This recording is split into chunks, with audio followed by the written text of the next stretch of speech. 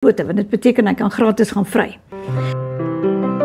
Ek is Gerda Stols, inwoner van George die afgelope 30 jaar. Nie hier gebore en getoe nie, maar baie lief geraak en sal nooit elders wil woon nie. Ja, hierdie is 'n ou tolhuis waarin ons vandag sit. Tolhuis, baie mense, ek het ook nie geweet wat dit is in die begin nie. Wat hier op die Montetjie pas is. Nou dit het alles gebeur toe ek en my man en ons 4 kinders eendag hier opgery het met die pragtige Montetjie pas om te kom kyk hoe lyk die natuur hier van bo af en verby die ou vervalle gebou gery het. En my man, 'n kultuurhistorikus, het dadelik gesê, hoorie stop, dat ons net gaan kyk wat hier aangaan. Nou ons het deur die krake en die skeure probeer loer wat hier binne is en hier was eintlik niks nie. Dit was net 'n leeddop met 'n dak wat soos 'n sif gelek het, al die vensters uitgebreek, al die vloere uitgebreek, al die balke afgesaag. En hy het gesê, maar hy gaan bietjie meer uitvind. Nou ons het toe by die plaaslike museum gaan bietjie kennis optel en daar het ons toe nou gesien dat dit was 'n tolhuis gewees wat in gebruik was van 1845 wat hy gebou is tot 1918. Tolfooie was in daardie tyd 2 pennies vir elke wiel van die wa. 1 penny vir elke trekdier en 'n halwe penny vir elke ander dier. Maar as jy so gelukkig was om 'n perd te hê met 4 wit pote, kon jy gratis deur die tol gaan. En dit het natuurlik vele jong man aangespoor om veral as hy nooi aan die ander kant van die berg gehad het, om dan nou hierdie kant 'n perd te soek met 4 wit pote, want dit beteken hy kan gratis gaan vry. Nou in Afrikaans het ons 'n spreekwoord om wit voetjie te soek. En dit is kom alles van die tye van die tolhuise. Maar met die inwyding van die pas was dit nou nogal 'n groot storie. Die mense van die Kaap het gekom, John Montetjie, en natuurlik was daar 'n bergvrou wat toe nou die amptelike opening moes waarneem hier onder by die Keurivier. En toe is al die eregaste met waans opgevat om nou die hele pas te gaan ry. Nou, as deel van hierdie pas is daar 'n stuk wat hulle regop trek noem. En dis wat die gradiënt 1 tot 6 is. Dis 'n baie styl stuk pas. En toe hulle daar kom, toe kon die perdewaans waar hulle gery het nie daar uitkom nie. Toe moes hulle 'n span terugstuur om die osse te kom haal, sodat die besoekers daar met die osse wa kon ry tot in Herald. Nou Herald is 'n klein nedersettingkie agter die berge, omtrent 10 km hiervandaan af. Nou ja, die tolhuis het toe sy inwoners gekry, tolmeesters het hier kom woon, verskeie oor 'n tydperk van 80 jaar, en hulle met hulle gesinne natuurlik, en dit was maar soos lewe op 'n klein hoewe. Hier was nie water natuurlik nie in die tolhuis nie, wel 'n waterafvoertank, en dan het hulle die water van die Keurivier af aangery, en hulle het net maar die geboer met hoenders en 'n varkie of 2, want mense kan daarom nie eiers eet onder 'n ou spekkie by nie. En dan het hulle maar dorp toe gegaan vir die ander noodsaaklikhede. Die waans wat hier gestop het nou hulle tolgeld betaal, hulle is dan nou voort, en dan het die tolmeester nou aangegaan met ander werk. Nou vele van die tolmeesters het ook 'n byverdienste gesoek. En ek weet nou van die 2 spesifiek wat skoene gemaak het. Nou dis baie slim, want jy koop die leer van die togryers en dan maak jy skoene, en as hulle terugkom, dan koop hulle leer se skoene natuurlik nou by jou. So het 'n paar groot skoenfabrieke hulle ontstaan gehad ook hier in die omgewing. Tolhuis was in gebruik gewees tot 1918. Toe is die pas gesluit. Die pas is nie gesluit nie. Die tolhuis was toe nou ontruim. Hier het nie meer 'n tolmeester gewoon nie, en omdat hier so baie brande ontstaan het van die lokomotiewe wat toe al van 1912 af die spoorlyn gebruik, word dit toe 'n brandwagtershut. So 'n brandwagter het hier kom woon, en ons het nog 'n telefoon hier in die tolhuis wat deur die eerste ouens gebruik was om die plaaslike munisipaliteit te bel, dat hulle kan kom om te kom brandslaan as die veld aan die brand geslaan het. Ons kon ook op die ou foto sien, hy was 'n telefoonpaal gewees. Later jare was dit 'n privaat woonhuis, en van daai mense wat hier gewoon het vir ons ongelooflik baie stories kom vertel oor hoe hulle belewenis was toe hulle hier gewoon het. Byvoorbeeld hoe dit spook. Nou, ons glo nie aan spooke nie, maar hier is iets wat gelyk het soos 'n kindergraf hier op die terrein, en die een kind het vertel hoe sy ma dan altyd hierdie vreeslike hoofpyne ontwikkel het, en dan moet hy vir haar 'n sekere bosie gaan pluk daaronder naby die rivier. En dan moet hy nou skemeraand hier verby sluip, hier af, en hoe vinnig hy daai bos gegryp het en teruggehardloop het, net om in die spookse pad wat nou aan die heel waarskynlik nie bestaan het nie, se pad te kom. Die tolhuis het toe nou omtrent vir 'n tydperk van 30 jaar leeg gestaan. Nou soos wat met alle geboue in ons land en ek dink elders in die wêreld ook maar gebeur, het dit totaal vervalle geraak. Kaapse Natuurbewaring het toe nou nog so 'n bietjie seggenskap hieroor gehad. Hulle moes eintlik kyk dat die plek nou net nie heeltemal afgebreek word nie. Maar uiteindelik het alles hier binne gevandaliseer geword. En dit is hoekom dit so nodig was om die gebou te red. En sou ons dit nie gered het nie, was hier vandag dalk net 'n hoop klippe. Ons weet bo in die Montetjie Pas is daar ook die ou smidswinkel, waarvan vandag net spore van die fundament nog oor is. Dit het regtig heeltemal vergaan. So ons is dankbaar vir die gemeenskap van George, wat gehelp het, dat ons hierdie mooi ou gebou hier kon bewaar. Die pas self het draaie. En elke draai het sy eie storie gehad. Die onder die enigste draai se naam wat er nog hier is die Rus. En dis waar die ossewaans, as hulle nou getrek het van Mosselbaai se omgewing hier deur die groen veld, het hulle hier kom oornag voordat hulle die volgende dag hierdie verskriklike steiltes moes aanpak. En daarom is die draai se naam die Rus. En dan kry jy nou Boshoff se draai wat nou die storie vertel van hierdie bevoeterde waardryer wat nie om 'n kort draaitjie kon kom nie en sy osse die waard vasgesteek teen die muurtjie en hoe hy op die osse se rug vorentoe geloop het om te kyk wat die oponthoud was en die osse hom toe nou oor die muur gegaffel het. Grog se draai. Ek het nie geweet wat is dit nie. Ek het geweet daar bestaan 'n grog se draai, maar nie geweet wat is grog nie. Tot een van die Engelsmanne eendag hier sit en sê, "Oh, grog, yes, we know grog very well." Dit is maar soos 'n mampoer. So daar het die boere onthou, die mense wat die pas gebruik het, moes die waalat wat opgegaan het hier die reg van weggaat. Terwyl die waans wat afgekom het dan uit daai plek moes soek langs die pad. En dis nou waar die grog se draai toe nou sy oorsprong vandag gehad het. Daar's ook koffie drink by die Stinkhou draai. Daar is Moertjies Klip. Nou tydens die bou van die Montetjie Pas het een van die werkers wat nou almal bandiete was, het toe nou homself misreken met 'n klip wat hy vorentoe gewig het en hy toe nou saam met die klip afgeval. En toe is die plek nou sommer Moertjies Klip genoem. Maar die stories is ongelooflik. In 1912 is die spoorlyn daarbo in die berg gebou. En toe het hulle nou bedags die Montetjie Pas gesluit, want dit was te gevaarlik met dinamiet wat geskiet word en die klippe wat toe rol in die pas in, dat hulle waans kon laat opgaan en toe die waans in die nag hier opgery. Nou ek is 'n romantikus, ek kan sien net hierdie lanterns en hierdie waans en hierdie osse wat bulk en hierdie swepe wat klap. En vir my is dit 'n ongelooflike prentjie om te dink hier waans in die nag op teen die berge. Die storie van die swepe wat klap is ook dat omdat die pas soveel draaie het en die ou wat nou op pad op is, dan die ou en ander mense moes waarsku wat afkom dat hy 'n sekere kode geklap het wat hulle dan gehoor het en gewaarsku het, hier is 'n wa op pad opkry solank 'n uitdraaiplek, want jy moet uit die pad uitkom want hierdie wa moet verbykom. En dit is aangrypend as jy gaan kyk na die ou mense met watter deursettingsvermoë hulle infrastruktuur ontwikkel het, paaie gebou het, transport gery het, met waans en osse oor verskriklike hoë berge getrek het om hulle goedere vervoer te kry en dit is hoe die land ontwikkel het, dis hoe Suid-Afrika gegroei het, is deur die infrastruktuur wat die ou mense geskep het. Die ekonomie van 'n land hang af van sy infrastruktuur en dit is 'n tragedie as die infrastruktuur tot niet gaan. So die tolhuis herdenk eintlik iets van daardie geweldige inset van mense wat teen alle verwagtinge in dit reg gekry het om met baie swaar ossewaans en swaar vragte oor berge te trek, uiters gevaarlik, baie gevaarlik. Baie van hulle is dood wanneer die ossewaans teen die kant van die berg afgerol het.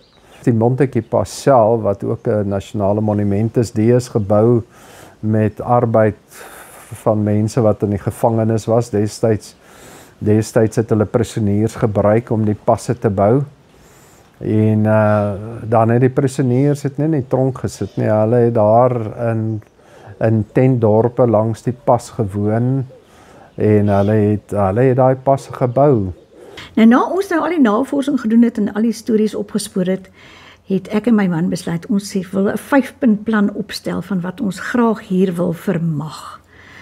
Die ou gebou was in 'n regtig baie swak toestand. Ons het toe met behulp van natuurbewaring kon ons die deure oopbreek en inkom om te kom kyk wat hier binne aangaan. Nou al die geelhoutbalke was natuurlik die eerste wat gewaai het. Dit is afgesaag, weggevat, die vloere is alles uitgebreek, hulle het vuur gemaak hier in die middelste vertrek. Nou die hele tolhuis het 3 vertrekke gehad. 'n Voorhuis wat dan nou die plek was waar die tolmeester sy besoekers ontvang het. En dan in die middelste deel was 'n slaapkamer. Een van die tolmeesters het 7 kinders gehad. En dan die groot kombuis leefarea waar daar ook 'n kaggel was en waar die kombuis dan ook gevestig was. Buite was dan nou net 'n nie enige abiliseer reg nie. Hulle moes maar gebruik maak van die plaaslike goed van daai tyd en dan 'n hoenderhok, 'n werkswinkel, 'n stoorkamer en so meer. Die groot probleem het ingekom toe ons nou probeer uitvind van aan wie behoort die tolhuis. Want julle weet, as 'n mens nou begin navraag doen, dan sê die een staatsdepartement nee, maar dit is eintlik nie hulle verantwoordelikheid nie. Moet na daai staatsdepartement moet ons gaan navraag doen. So ek en my man het vreeslik rondgery, eintlik die land vol om agter te kom wie is nou eintlik die mense wat beheer oor of by wie ons toestemming moet kry. Want omdat dit 'n erfenisgebou is, mag 'n mens nie 'n spyker in die muur kap as jy nie toestemming het nie. Dit het ons baie gou agtergevind hierso by almal wat iets geweet het van restaurasie. Nou ja, uiteindelik het ons toe nou by 3 staatsdepartemente uitgekom, die departement van publieke werke, die departement van van natuurbewaring en natuurlik die kultuurerfenisdepartement. En toe het ons nou begin om 'n paar versoeke in te stuur en aansoek te doen vir restaurasie. In daardie tyd is my man toe nou ongelukkig oorlede in 'n motorongeluk en ek het besluit hierdie projek is so groot, ek gaan dit maar sommer net laat gaan. Daar is nou nie 'n manier wat ek dit alleen kan doen nie, maar na so 2 jaar het ek besluit, kom ons probeer weer. En ek het toe een aand 'n klomp sommer net 'n advertensie in die koerant geplaas en gesê wie ook al belangstel om te kom help, kan aanmeld by die vergadering en so het ons 'n groep van 11 manne gekry wat 'n sekere aand aangemeld het om te kom help met die tolhuis. Nou onder hulle was 3 argitekte onder andere, want deel van so 'n restaurasie aansoek is jy moet argitekspanne indien. Die res was nou kundiges op verskeie gebiede wat ons toe nou baie goed ingespan het en toe het ons nou met die hele aansoek vir restaurasie begin en dit het 3 jaar geneem voordat alles toe nou uiteindelik in plek was. In daardie tyd het ons nou baie gefrustreerd hier rondgehang en gewonder wat kan ons doen en solank die wering aan die gebou probeer vasheg, want omdat jy nie mag boor en spykers inkry nie, moes die wering vasklamp aan die vensters en aan die deure. Nou dit was nog 'n uitdaging, gelukkig met die slim manne wat ons gehad het, was dit nou vir hulle sommer kinderspeletjies en het ons gou die plek so beveilig dat ons ten minste hier binne geweet het ons is veilig as ons hier kom werk. Aan die binnenkant het een van die mure begin omval en ons het so lank begin om die klippe hier uit te werk op die terrein. Hier was natuurlik niks op die terrein. Hier was nie 'n terrein nie. Dit was 'n tolhuis in die veld. So die natuur het ingekom van buite af, het die bosse en die plante, die slange, die skorpioene, alles nou maar in beweeg.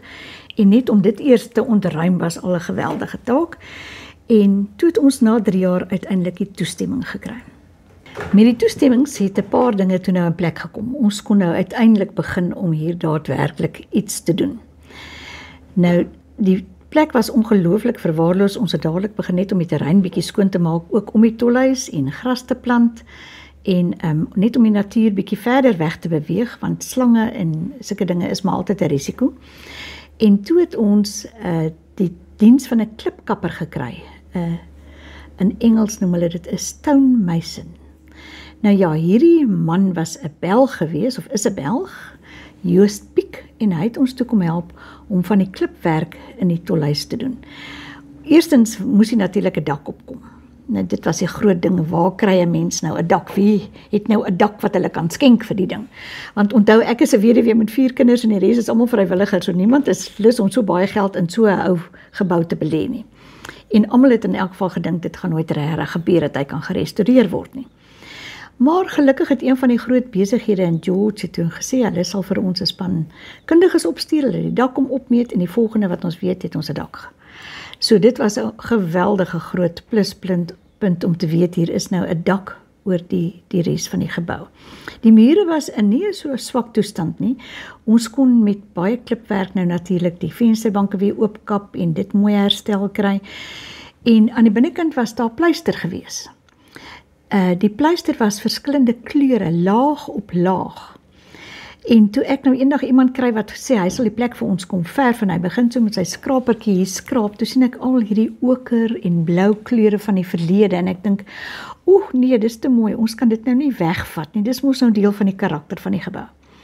En toe het hy net die plek skoongemaak en vernis. So die pleister was teen die mure, en soos wat ons nou al gevorder het met die restaurasie, het ons toe uiteindelik die plek gereed gehad vir die publiek om te kom bekyk, hierso teen 2011.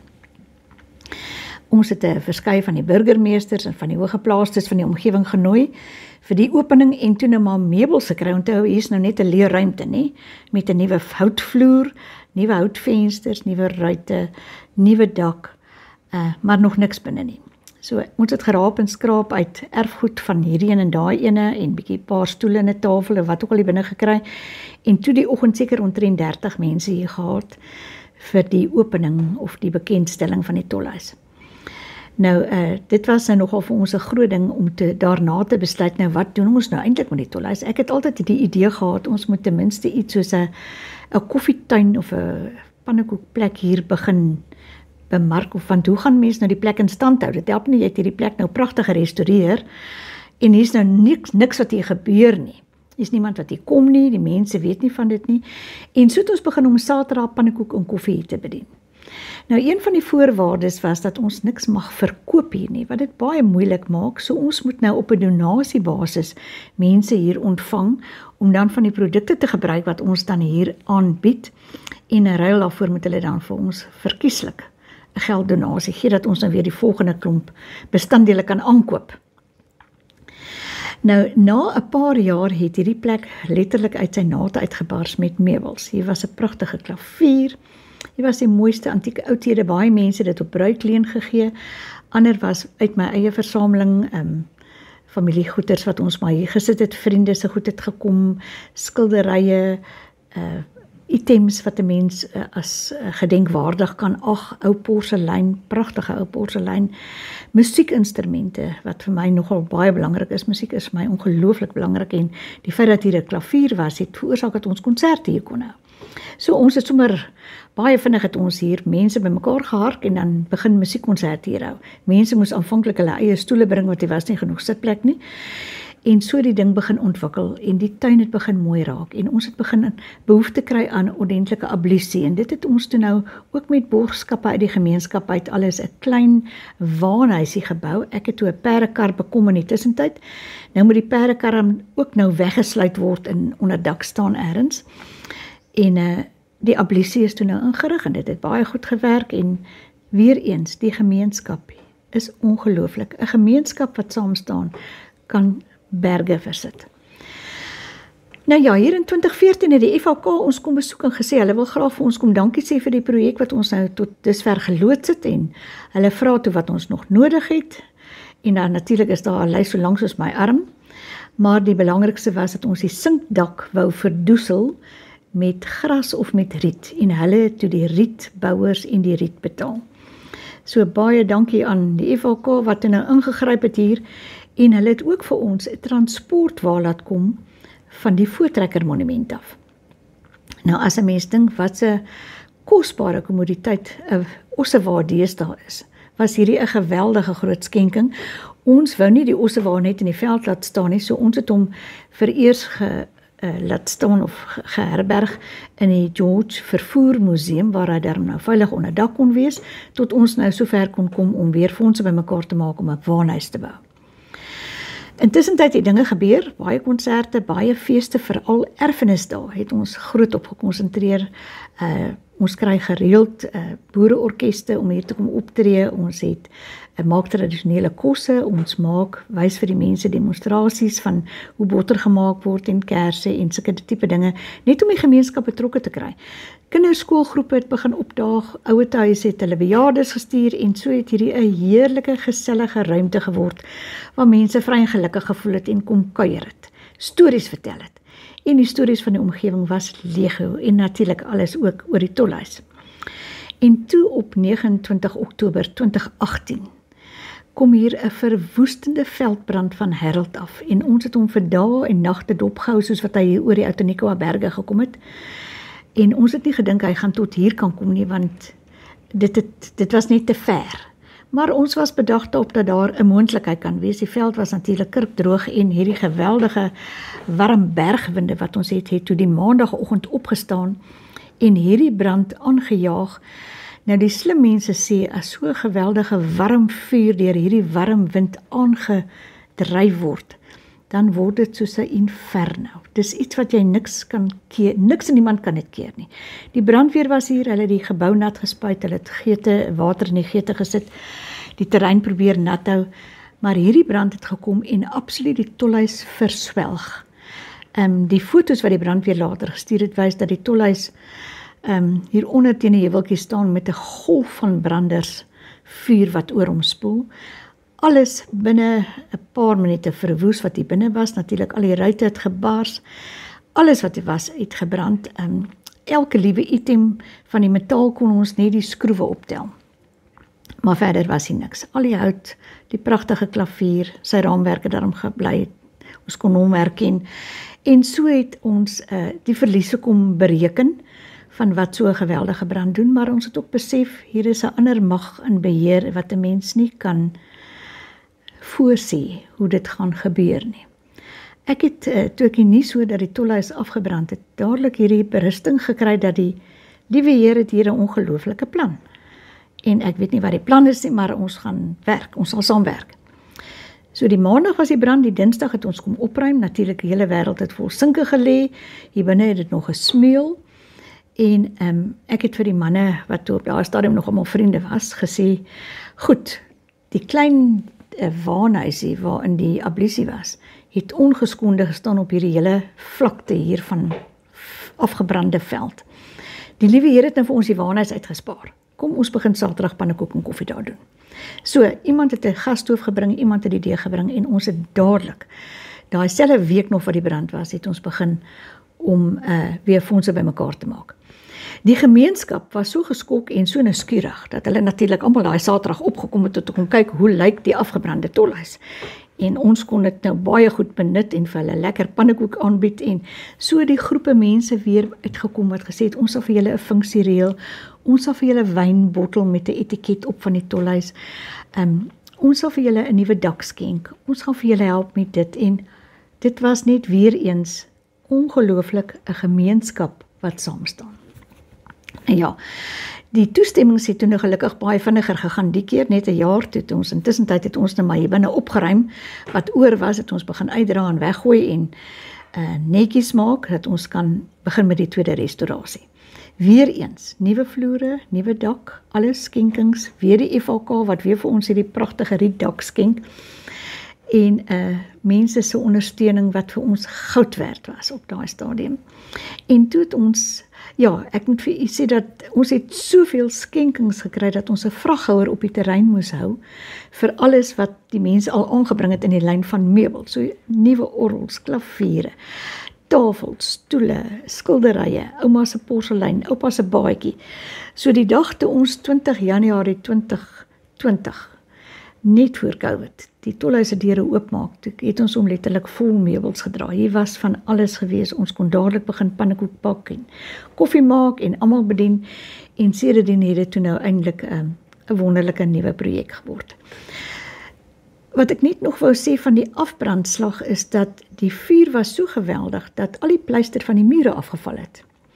En 'n konstruksie-ingenieur het vir ons kom sê dat die mure gaan in mekaar tuimel as ons nie baie dringend iets doen aan die klippe wat in die mure self nie, want dit is gebou met sand en modder.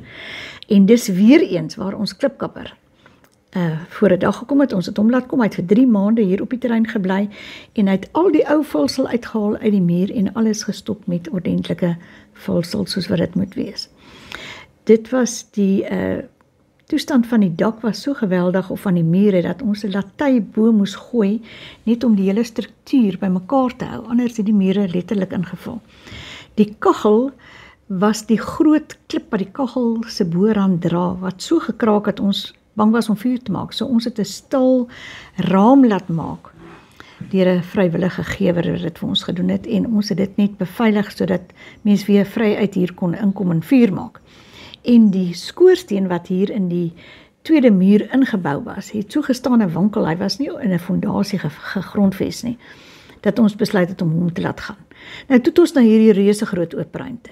Heerlik vir konserte, heerlik vir 'n klomp mense wat bymekaar moet kom, funksies wat ons hier kan hou en so meer. So baie dinge het intussen tyd gebeur van 2018 af tot nou toe. Dit was COVID en daai tyd het ons 'n terreinbestuurder gehad wat so opgekom het en daarom net die tuin vir ons min of meer in stand gehou het.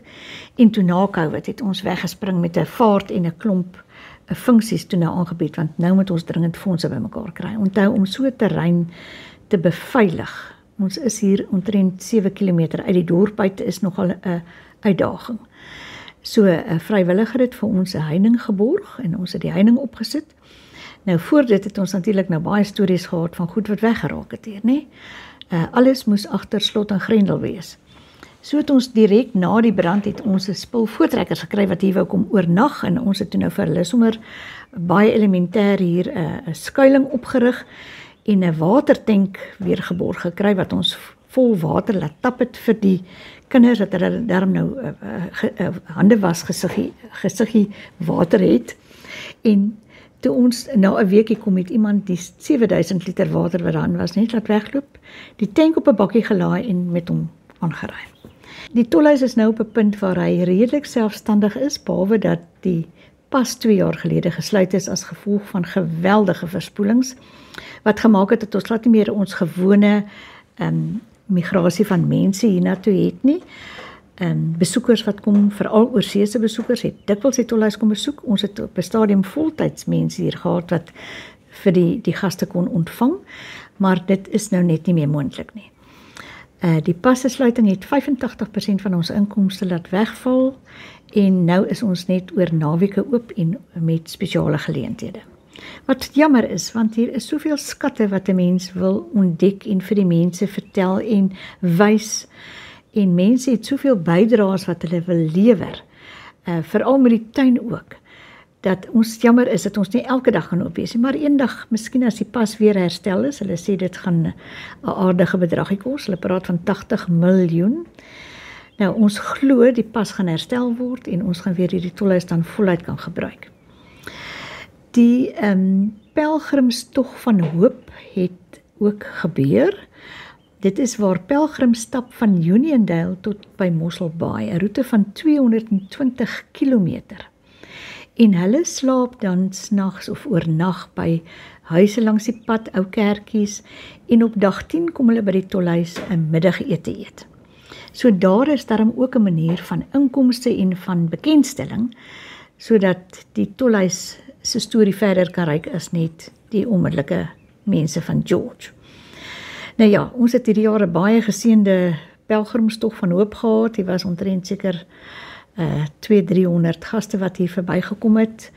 Almal lewer kommentaar en ons kuier heerlik saam met die besoekers hier in die tolhuis en dan gaan hulle weer voort.